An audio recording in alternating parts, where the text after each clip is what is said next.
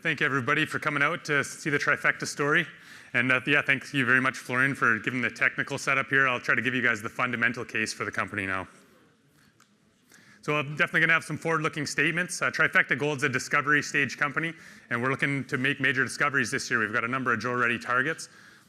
We recently restructured the company to make these acquisitions on the back of Snowline Gold's major gold discovery in the Yukon's Tombstone Gold Belt. They've got over 8 million ounces of good grade resource that they've put together in a few short years. And so some of my background, I've been working in Yukon since 2007 with the Archer Cathro team. We've discovered both of the highest grade, greater than 1 million ounce gold deposits in the history of the Yukon. And so we're looking to do that again here with Trifecta. So we've got our flagship project, Mount Hinton, that's directly adjacent to the Keno Hill silver mines and mill, which is the only active mill in the Yukon, so wonderfully located. And we've got 11 projects in this belt here. As you can see, all our targets are shown in red. On the right-hand side, we've got a map that shows the offset of the belt into Alaska, where the Fairbanks mine is. So it's the same age of plutons, basically, that define this mineralized belt. And over on the eastern end, you see the Valley discovery. That's Snowline. We got Sitka on the western side. It's also got a couple million ounces that are growing quickly. So basically, all these companies that are now actively drilling these tombstone-aged plutons are starting to build multi-million ounce resources very quickly. And really, since May 2020, there's been north of 17 million ounces of new gold resources defined in this part of the world. And so this is why we invest in discovery. Here's just a case study of Snowline Gold's chart. By the time they put their property package together, they had about 90 million shares outstanding, and they went out to drill some discovery holes. And within a couple of years, you had 10x your money. In a few more years, you're up to 40x. So that's really the power of discovery and why you want to invest in early stage pre-resource companies. And so our flagship project here is very well located. Again, we're here in red, just to the south of Hecla's ground. You can see the mill there with the little mine symbol is just off of our property boundary. The project's road accessible from the north and now from the south. We've got Banyan Gold over on the western side of this figure, also has 7 million ounces. And then the Eagle Gold Mine to the north and the Raven, there's another 5+ million ounces there. So this is one of the richest areas of precious metals probably in Canada. You're up there compared with Timmins area. And so in the Keno Hill district, it's world famous silver mines there. And you can see where the mill is located with the star. And then what I've shown here are placer leases. So these are miners that are mining the surface gravels. And on the left-hand side, I've got some totals from the 70s for total gold production. Fairly modest, but good numbers. On the bottom of that chart, we show Granite Creek, and so that's the creek that's right in the center of our claim block. And now that one wasn't even discovered until 2016. And the reason is it was buried under 10 meters of glacial till. So even though the Yukon Klondike Gold Rush was about 100 years ago, this deposit here was not discovered until 2016. So they only really started mining in 2017. So in the 5 years following that, they were able to quickly become one of the largest producers in the district. And so, again, one of the reasons this would have been overlooked was, when a lot of the silver was discovered in around Keno, the price of gold was, $30 an ounce. So there wasn't much interest in looking further south. Basically, once that road got into the southern part of the Mount Hinton ground, our predecessor, Strategic Metals, who's the property vendor in this deal, they did a huge geochem surveys. The whole basin lit up for gold. You can see the large placer mine there, sort of right in the center of the photo. We were finding nice, rich breccias all over, big quartz veins with gobs of visible gold coming out of them. And so basically, we started thinking, okay, well, why was this thing left behind? And a number of these veins, especially the ones on the northern part of our property here, I've highlighted some of the assays. And a lot of these were collected in the 70s and 80s. And what you note here is that the silver grades are often in the 50 to 200 grams per ton. So not nearly high enough for the miners down at Keno Hill, who are often mining galena-rich veins that are north of 1,000 up to 10,000 grams per ton. So some of these veins were actually discovered back then in the 80s, like the number 5. That was drilled by United Keno Hill Mines in 1980. Nice 7-meter intersect, big broad vein, but it only graded 78 grams per ton gold. What we noticed when we went back through all the drill logs was that they noted visible gold in the logs, and they didn't even assay for gold. Strategic Metals in 2020 drilled some in the western side of there in the Granite North Zone. Lots of nice broad intersects with good gold grades, north of 5, 6, 8 grams per ton over good widths. And then the second target that they drilled is south of the number 5 vein called the Southwest Zone. And it's perfectly parallel vein to that number 5. Very large dimensions on these.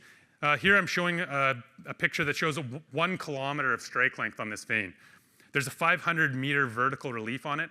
And the fact that we have these high grades of gold throughout that full 500 meters suggested to us that this isn't a typical epithermal vein.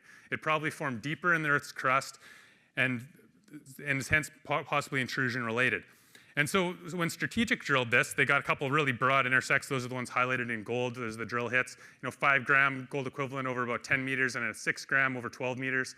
There was about 1.5 meters of 43 grams per ton gold on the footwall of that, which that number is quite consistent with a lot of the chip samples we've collected, which are labeled up the side.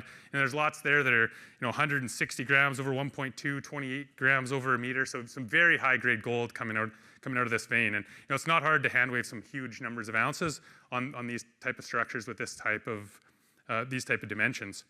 And so really it's these veins eroding are what the placer miners are mining the nice coarse nuggety gold out of. So this is what the vein looks like in drill core. Moira Smith, who many of you might know, has joined our technical advisory committee. She was involved in the discovery of the Pogo deposit with Teck Resources. It's now operated by Northern Star in Alaska. It's also an intrusion-related system. All the gold's hosted in veins, again, a multi-million ounce deposit. And when she came out to site and saw this core, she was telling us a story about when they first got underground at the Pogo, they were just in the white room, these giant quartz veins, very low sulfide, but very high gold grades. So I think we've got that type of system all through this Granite Creek Basin at Mount Hinton. Where am I pointing here? Okay, just one more shot of the vein at surface, what it looks like in drill core. And so when I stepped back and tried to put our veins in context of the district, on the northern part here, those are all the silver veins that have been mined over the last 100 years. They're currently mining in around the Belkino where the mill is. And then our veins, which are within the black outline there, they're much more gold rich. And so in order to try to put all these different types of veins in context with the major discoveries that have been made in the belt, I went to the paper that was authored by Craig Hart, who's the chairman of Snowline Gold. Moira Smith was actually a co-author on this paper. And basically what we're showing here is that if you're looking for these large-scale gold porphyry systems or these reduced intrusion-related gold systems, they typically happen in these plutons, and they're marked by like a bismuth tellurium signature with the gold. And as you step out, you have a shell surrounding that of gold and arsenic-rich veins. And then if you step further out, you get into the cooler part of the system, and so you've got more lead, zinc, and silver that comes out of there. And so our goal was to use this model to explore the Mount Hinton for the source pluton. And so in 2024, we flew a geophysical survey, which is the color there that's on our ground. And what we found was a mag low down on the southern part of the property. So now not only did we have this geochemical model vectoring us towards the southeast, we also now have this big magnetic feature down there. So as soon as we got this preliminary data, sort of near the tail end of our season last year, I sent my vice president, Jack Morton, out to prospect through there. And why? Well, we're looking for a snow line. And so snowline, this was a game-changing discovery for the belt. It turns out that it's a couple times the average grade that these deposits typically are. The Fort Knox being around 0.7 or Eagle around the same. Snowline's proven that you can have these multi-100-meter intersects that are north of 2 to 3 grams. So incredibly rich system. The discovery here quickly launched them to north of $1 billion market cap. And so when my vice president there was hiking through our geochem anomaly in the valley bottom, he was actually able to find some granitic rock, which is pictured on the left there. So I've got a circle that shows the size of the snowline deposit to scale down in the valley. You can see the big placer mine there where they're actively mining.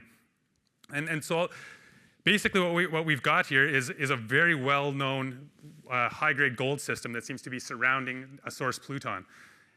Last year when I was trying to sell this story to a lot of the investors that have invested in Snowline, they said, well, that might be nice that these are intrusion-related veins, but if your intrusion's buried under 500 meters of quartzite, that's not exactly the most attractive target. The fact that we've got this beautiful resistivity feature that's in 3D shaped like an onion and comes right to surface, and we did that 3D inversion in December, and where it comes to surface is almost exactly where we found those granitic boulders.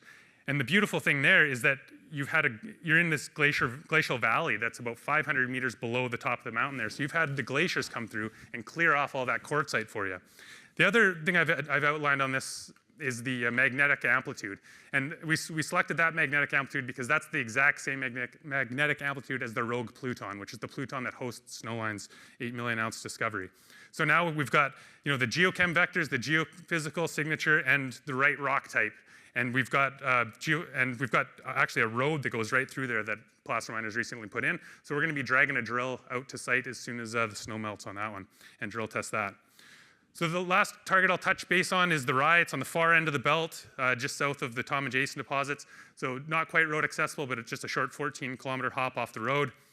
And when we were mapping out there last summer, mapping and soil sampling, it's a little bit earlier stage than Mount Hinton, we outlined a beautiful Mayo-Sweet intrusion. It's got a coincident geochemical anomaly for gold, bismuth, and tellurium right on the margins of that intrusion and the hornfels sediments around it. So it's just textbook for this reduced intrusion system. And then you've got these beautiful quartz veins that we've got, sheeted quartz vein that we have photos of from multiple locations within that anomaly. So our first step this year at Rye is going to be to do some channel samples across a lot of these sheeted quartz veins, find out where the sweet spot is, and then once we get permits in hand for drilling, we'll be drilling that. So we've started permitting that one for drilling as well. And really, here's the kicker on it. We've only got 45 million shares outstanding, just completed a financing.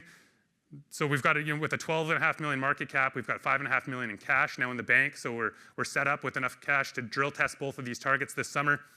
Condire Investors, they've got one of their managing directors is on our board of directors. They hold 20% of the company. Quinton Henney, Crescat Capital, they just came in for 9.9 based on what they saw here in this presentation. And then another high net worth investor who's invested in a number of these other deposits in the belt came in for 9.9. The property vendor strategics at 4.6, and then insiders, including myself and the board, have another 11.3%. There was no seed stock ever issued on this company. It was created as a spin-out from the parent Strategic Metals in 2017, and we did a full restructure on it last year. So all the shares that I've got and the board has, we've all bought out of the open market or in the current financings, and we participated in the last and this financing as well. So we're fully aligned with shareholders. So this is basically it. Why buy Trifecta now? We have multiple shots this summer to make a major discovery in Yukon, and many of the Plutons within this belt have very recently demonstrated to be very productive and have been returning multiple million-ounce gold deposits for shareholders. So we've got a very tight share structure, tightest share structure of any of the companies in the belt. There's no seed stock issued here. We're very aligned with shareholders. The property vendor, Strategic Metals, the way that Trifecta will end up with 100% is by completing $6 million of expenditures, which we now have the cash in the bank to get to that full $6 million. We've already spent over $1 million. And then we'll do a share issuance to Strategic. So the vendor's fully aligned with Trifecta shareholders. And the last thing is, now we've got record high gold prices. So everything's firing for Trifecta. We've got the people, the projects, and the timing. Thank you very much. I got about a minute or so for questions if anybody has any.